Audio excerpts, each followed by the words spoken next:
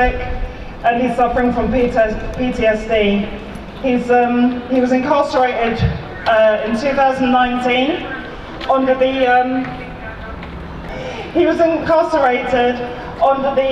under a law which I can't remember the name of right now. Joint enterprise. It was a joint enterprise law, which, as you probably know, they've used to jail a lot of young black men.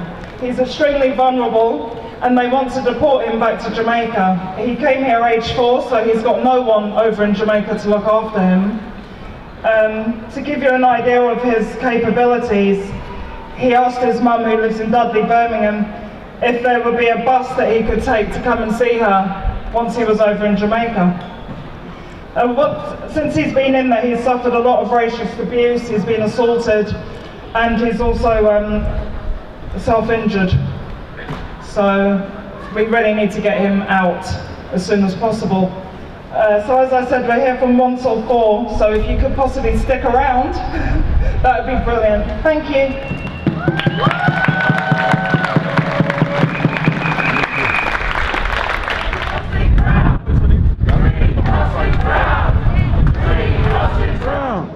Free Osime Brown! Free Osime Brown! Solidarity for my brother Osime Brown that was wrongly convicted by joint enterprise for mobile phone theft and is sentenced to 5 years. He's autistic, and as a Asperger's. They haven't taken none of that into account, so giving him 5 years for mobile phone that he didn't take underneath a joint enterprise. He's been self-harming in prison, and under that they're planning to deport him after his prison sentence for a mobile phone that he didn't take. They've disregarded his autism and his Asperger's, his mental health has not been taken into consideration, and he's suffering in a prison. And we're here to demand justice for Osime. He should not be there. He didn't do the crime that he was convicted of. Being black and autistic is not a crime. We should not be here standing up today. And we're here to demand justice with our family. We've been suffering for 2 years. 2 years he's been suffering in prison for joint enterprise for a mobile phone that he didn't even take. He's autistic, he's suffering, he's having meltdown, he's self-harming, he's trying to commit suicide for something he hasn't done. 5 years. And we're here to demand justice for him. Our entire family have been, it's like we've been having something on our neck, we cannot breathe, we're suffocating. A member that we love is locked up for no reason.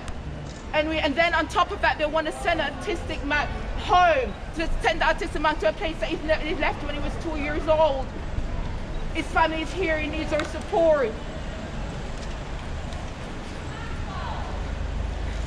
Justice for Osime Brown. Justice. Free Osime Brown! Free Osime Brown! Free Osime Brown! Free Osime Brown! Free Osime Brown! Free Osime Brown! Free Osime Brown! Free Osime Brown!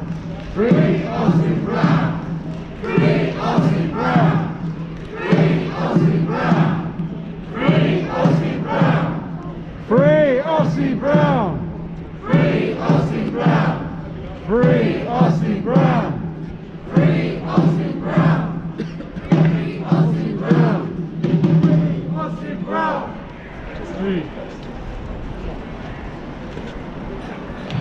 I wrote my statement because I don't want to cry.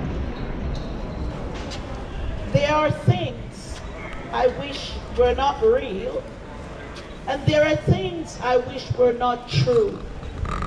There are things I wish I did not have to say, or things I wish I did not have to do. Sadly, I found out that being a black person in this country can become a life sentence to grief.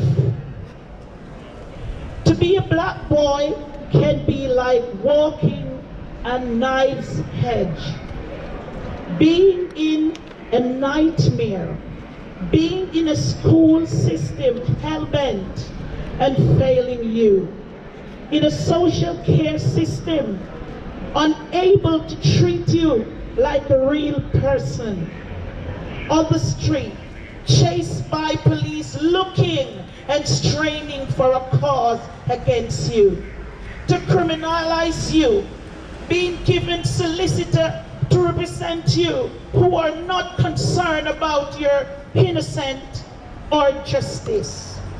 But only how quickly they can get out the door and into the bank to cash the legal aid check.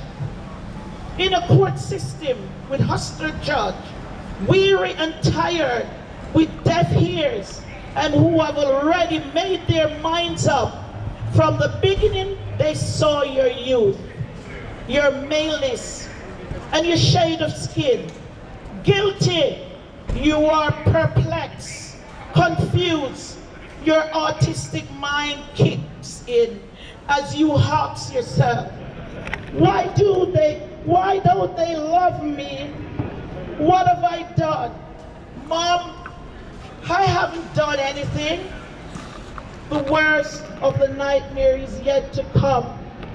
As you find yourself in a cage with mean-spirited, bitter and twisted women and men as prison guards, with only one purpose, to show you that they are gods and goddesses, with powers and immunity to inflict pain, punish, and abuse you. And you are scum. The nightmare continues, and you still cannot wake. They want to deport you to a country you don't know, where you ask Mom with your autistic relativism, what? When they deport me to Jamaica, what number bus I need to catch to see you in Dudley? The nightmare intensifies because Mom is crying and Mom can't stop herself from crying. That's the story of my son, Osime, from start to finish. It's a nightmare being blackmailed with autistic, and that in one of the richest and most developed country in the world. My autistic son is languishing because he was born black and autistic. There is no crime, no government platitude will rectify injustice. It will take the moral law and the arts of kind and generous people. That's who you are. No, you use love. Don't be afraid to speak out. Silence is violence. When one domino starts to fall, it will fall and others hearers of injustice. Thank you for your great support and compassion.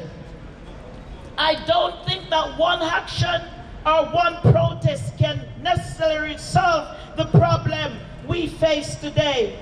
But in the words of the late Chadwick Boseman, Black Panther star, every person makes a seed grow.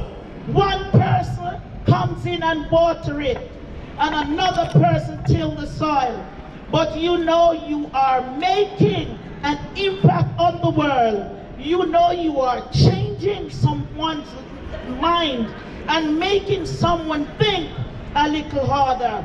At the same time, you know evil is always rampant. You know it's always happening. Free Osime Brown, free Osime. My son needs your help. He's autistic, severely autistic. He don't even know where Jamaica is. He's asking if he can take a bus to see his mother. Please, the system has failed him. It's failed him no matter how good a government or governmental department is. There are blind spots, and we have to attack the injustices and get ourselves to be free. We are not in chains, but we are chained with pens and paper. Please help our son. God bless you.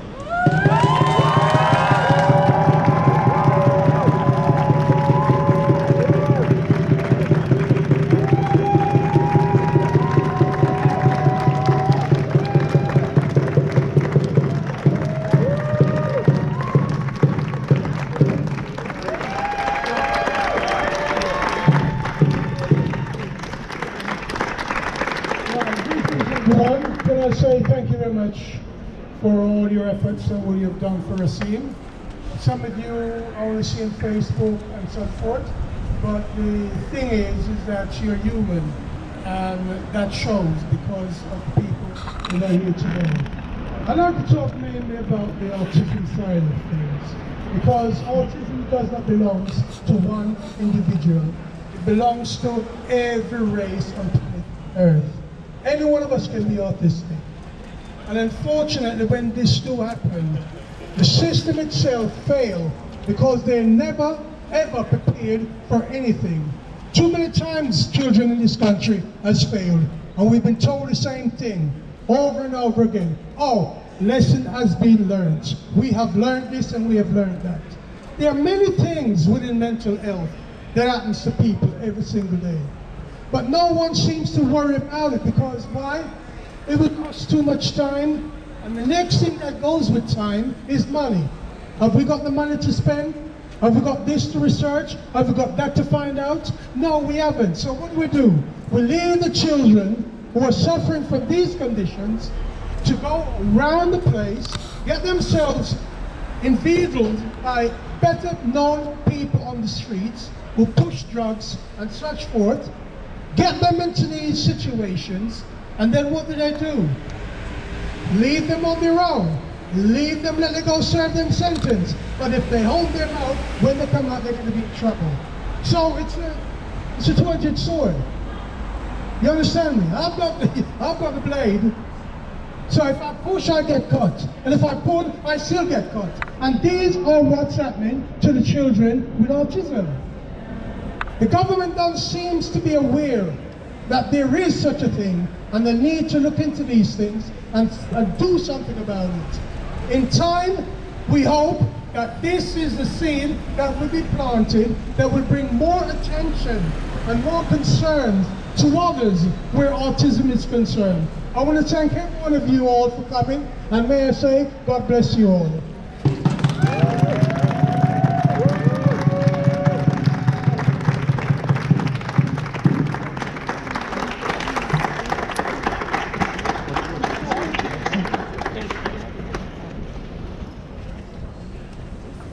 Teenage British black autistic prosecuted by the Crown against the evidence convicted. Free, oh free him, Osime Brown. From care to care, from place to place, 28 times moved around, neglected, let down, failed, displaced. Free, oh free him, Osime Brown. Fearing exile to Jamaica, left at 4, its unknown ground, prison cell a spirit breaker. Free, oh free him, Osime Brown. Stand for justice and compassion. Tear the prison fortress down. Solidarity and action will free you, Osime Brown.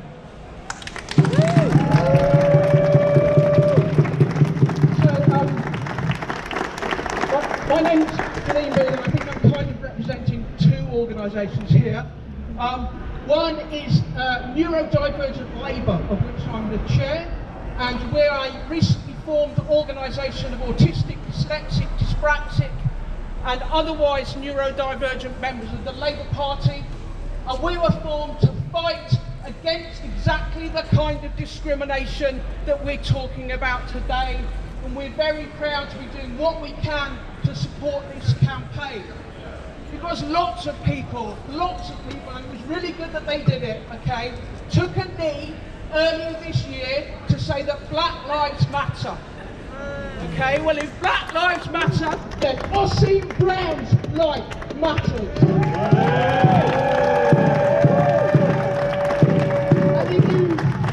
And to the politicians and celebrities and everyone else, right, who was prepared to take a knee when the camera was pointing at them, what we want from you now is to fight for this specific black life, the life of Osime Brown.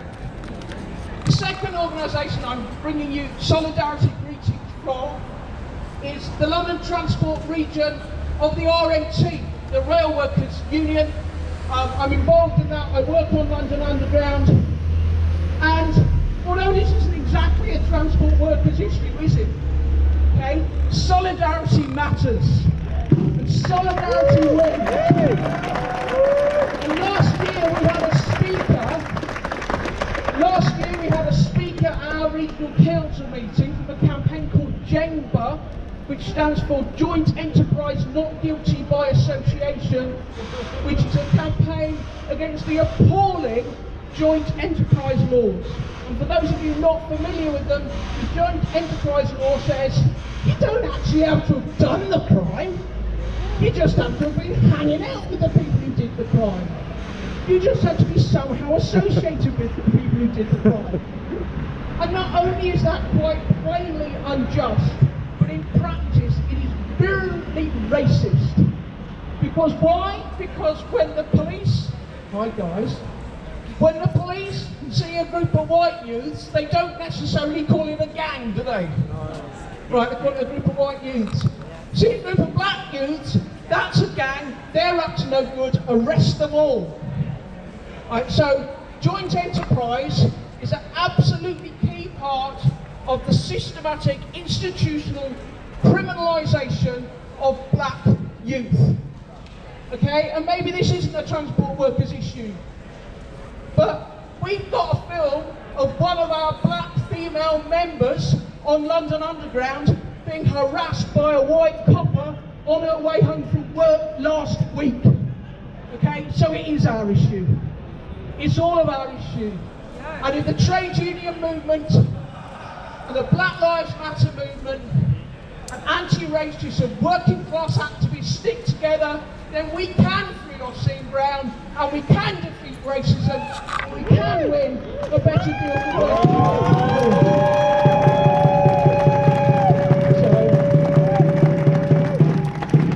I'm going to leave you with another poem. Would you like to start and end with a poem? So I'm going to end you a poem drawing the links between what we're here for today and what's been happening in America, particularly since the brutal murder of George Floyd. This is called Bearing Down. The white power cap on the top of the head of the cop, with his knee on the neck of the man on the floor by the passenger door, who said, "Please, I can't breathe," and who called for his mum, stopped responding, went numb, but still bore the knee on his neck, and the weight and the hate of the cop who still didn't stop. The weight of the state bears down on the neck of the blacks and the poor and the natives the law, which claims to be fair, take to aim without care. Justice, a farce based on race and on class. Solidarity. I'm Dalmayne, I'm the CEO of Autistic Inclusive Meets. I'm autistic myself, and our organisation is autistic. And when we heard about Joan, I just wanted to reach out because it hurt. To hear about what was happening to Osime hurt. And I asked them permission to start a petition, and we have over 30,000 signatures on it. So if you want to come over and get a leaflet from us to see, it's on change.org, all right? And please, if you can stick around, we're here till 4, and we do have plenty of information to hand out, and just come and talk to us, all right? Thank you.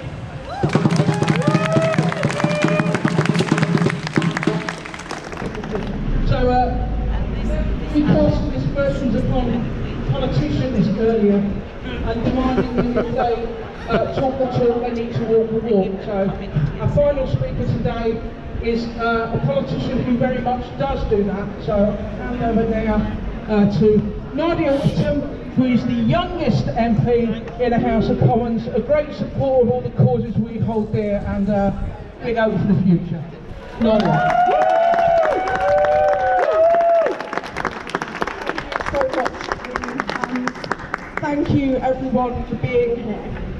I'd like to start by expressing my full solidarity with Osime Brown, his family and his friends, and everyone who is fighting and leading the campaign to defend him. Osime's story moved me deeply. He arrived here in the UK when he was just 4 years old. He grew up here as a severely autistic black man suffering under Tory austerity. He was failed by our social care system and by our education system, and like many in his situation, he ended up in prison, where he suffered racist abuse. And soon he could be deported to a country that he has no memory of and no links to. To me, it's absolutely clear Osime is part of British society just as much as me or you or anyone in the building that I work in. It was the UK that failed him, as it fails many thousands of black men and disabled people whose lives are seen as expendable. But Osime's life matters. His life matters. We can't let him become just another victim or another cruel, another statistic of a cruel, dehumanising border regime. We can't let a young life be sacrificed to boost the Home Office's deportation statistics. Let me say one thing. When the government attacks immigrants and minorities, our friends, our colleagues, our family members and our neighbours, it's never in the interests of working class people. It's to distract us from its own failures or pin the blame on someone else, someone who did nothing to create the problems that we're experiencing in society. The Home Secretary believes that there's an immigration crisis in this country. And in a sense, she's right. There is an immigration crisis. The crisis is that recently, in one of the wealthiest economies in the world, a young mum seeking asylum starved to death. She starved to death. She was dying in poverty. It's a crisis of desperate people who are dying trying to reach our shores, or who are locked up in detention centres. People like Osime who have no release dates, no deportation dates, who are languishing in detention centres, not knowing what the future brings for them. And it's a crisis that we are still deporting people, sometimes to their deaths, very often to their deaths in fact. People who arrived in the UK when they were children, when they were babies. It's been more than 2 years since the Windrush scandal, and I'm asking, what lessons have we learned? Apologies are meaningless. They're meaningless if they're not followed by action. How many people have to die? How many people like Abdul Fattah Hamdallah have to die before the Home Secretary implements those safe and legal routes that are so necessary? And how many families like Osime's have to be torn apart before something changes? People like Osime can't wait any longer. We need justice. We need to end the horrific institutional racism that runs across our immigration, education and criminal justice systems. Black Lives Matter can't just be a slogan, it has to be a reality.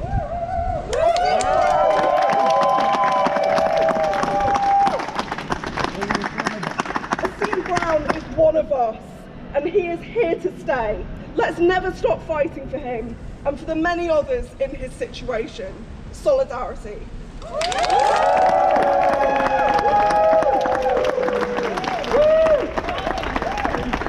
About a lot of the details about Osime's case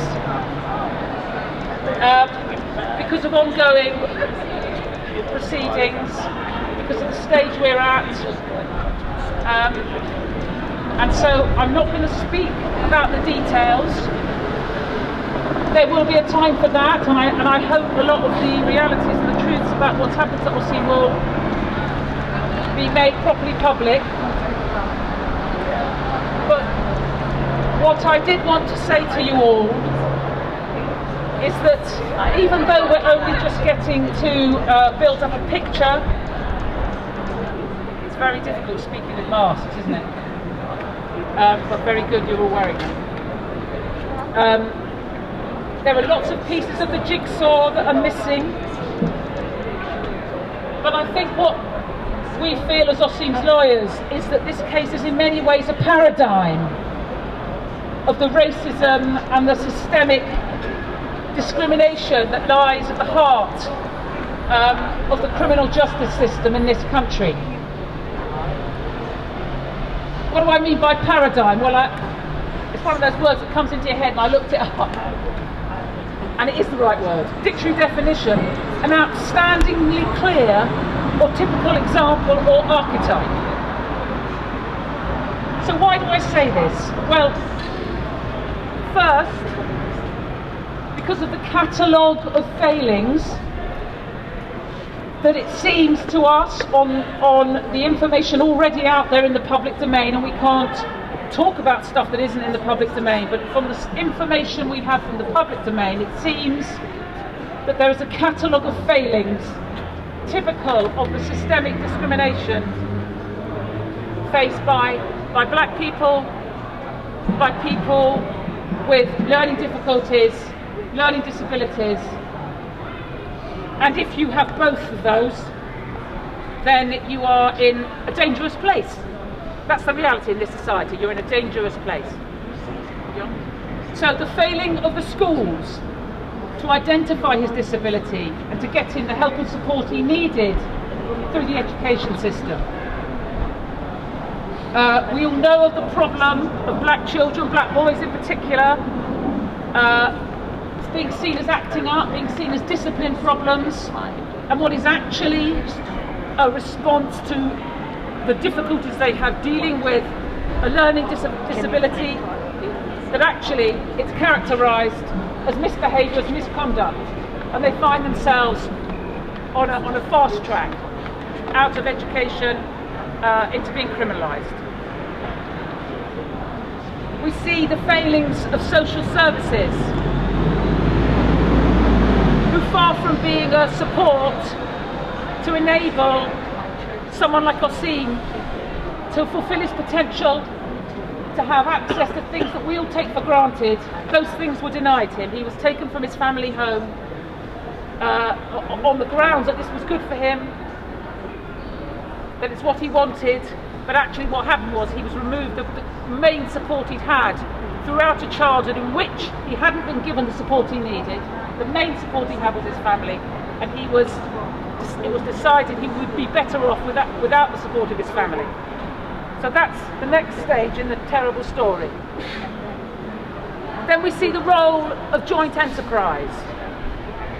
This principle, this legal principle that you can be held responsible for the criminal acts of another person if you're in a group. So it's very, very typically used disproportionately against black people. The gang narrative gets wheeled out. We don't yet know the full picture about his criminal case. We don't know. There is a lawyer, as we understand it, looking into the possibility of a challenge to that conviction. But Osime is serving a 5-year prison sentence based on primarily on joint enterprise. And just by way of bolstering the concerns we have there, the Prison Reform Trust did a study of sample cases doing a paper on joint enterprise, and found that, quote, of the defendants for whom ethnicity was known, around 2/3 were from minority ethnic groups and over 40% were black. And that you'll be aware of the campaign Jengba, who describes joint enterprise as a racist concept. It's used to discriminate, and its impact on black people in this country is racist. Also, disproportionately, it does seem that people with learning disabilities feature in joint enterprise cases.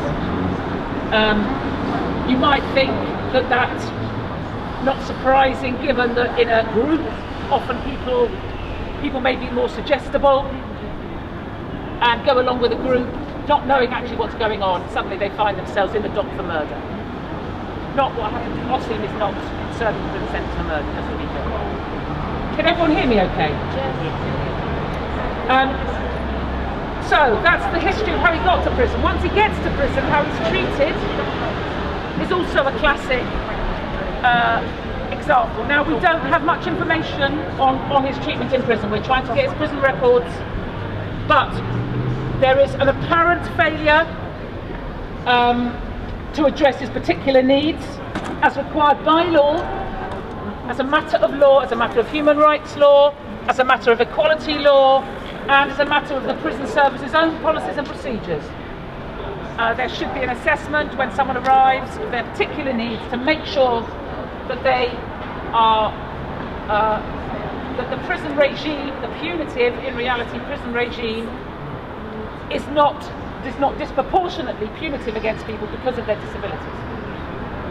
And yet we know disproportionately people with disabilities end up in the SEG, in the segregation unit, facing disciplinary charges, not getting out because of misconduct. Their behaviour that's a consequence of their disability being characterised as disobedience, as breaking the rules. The rules don't fit them and they're not adapted for them. The apparent failure, again, we need to know more about this to adequately manage his risk of self-harm, which can cause both serious injury and obviously possibly death. That is a very, very deep concern for Osime's family for obvious reasons. We need to know more about this. We are trying to find out more. He also has a heart condition, so there's an extra physical vulnerability. And the apparent difficulties that he has had accessing proper legal advice. That is a story that's continuing. I won't go into details, but it is a deep concern to us that any prisoner should not have proper access to their right to legal advice, but particularly someone kind of facing the level of risk that Osime faces. Third, the fact that post-prison, he faces the threat of deportation. He's done, he'll do his time, hopefully for a crime it turns out he did not commit, and hopefully will be quashed. But even if he committed the crime, he's done his time, and yet he faces double punishment of deportation. That is under challenge as well. The case has been remitted back for a fresh decision. That is another fight that Osime faces, for which he needs all your support.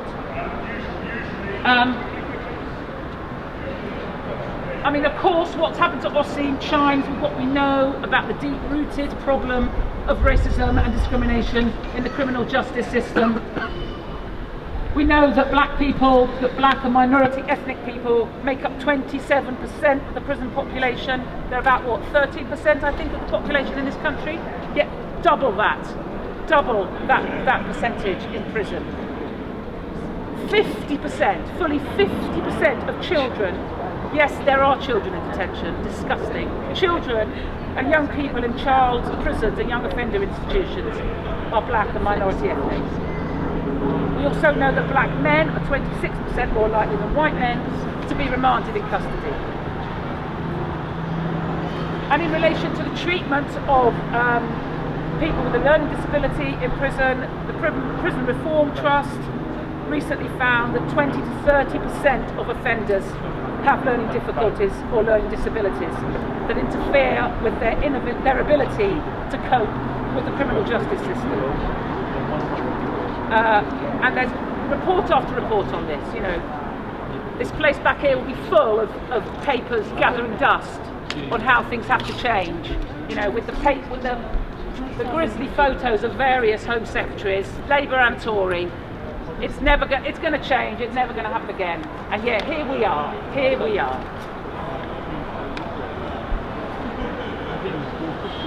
It's worth remembering, isn't it, that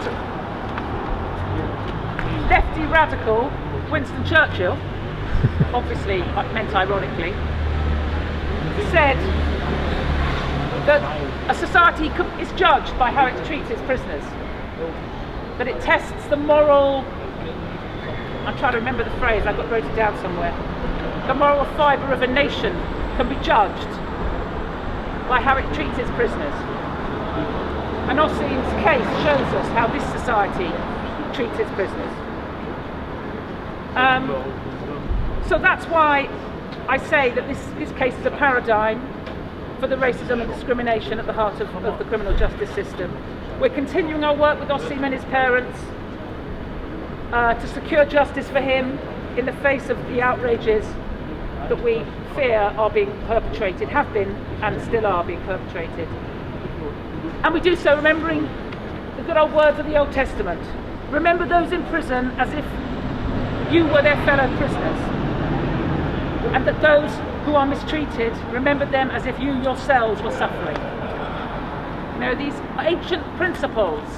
We're meant to be a modern democracy.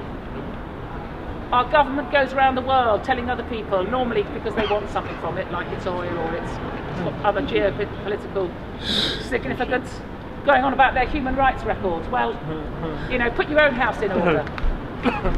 You lot.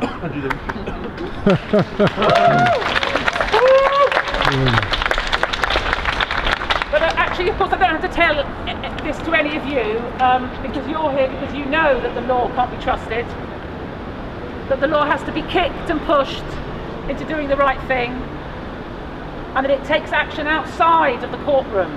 So I just want to thank you all. I want to pay tribute especially to Jo and Osime's mum, who is an absolute rock for her son.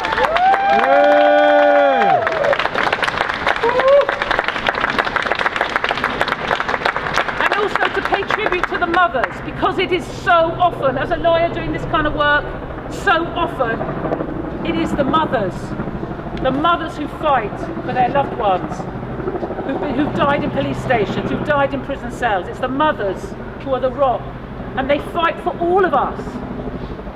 We all need those rights.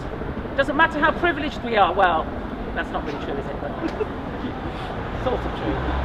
Who knows when we'll end up in a situation where we need those rights, and then we'll wish that we'd been there on the streets fighting. So you are fighting for everybody.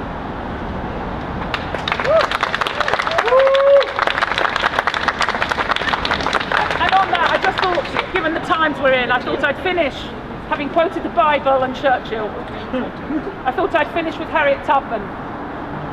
If you hear the dogs, keep going. If you see the torches in the woods, keep going. If they're shouting after you, keep going. Don't ever stop. Keep going. If you want a taste of freedom, keep going. Thank you all.